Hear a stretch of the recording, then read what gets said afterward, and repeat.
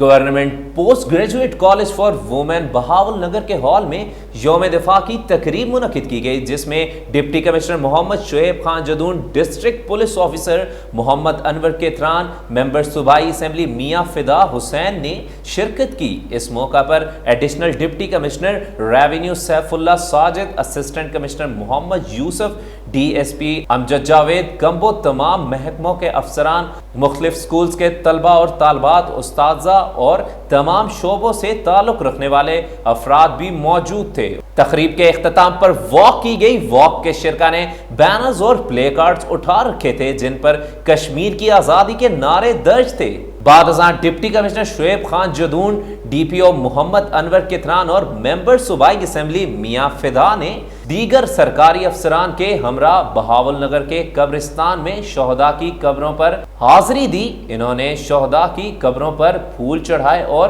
فاتحہ خوانی کی۔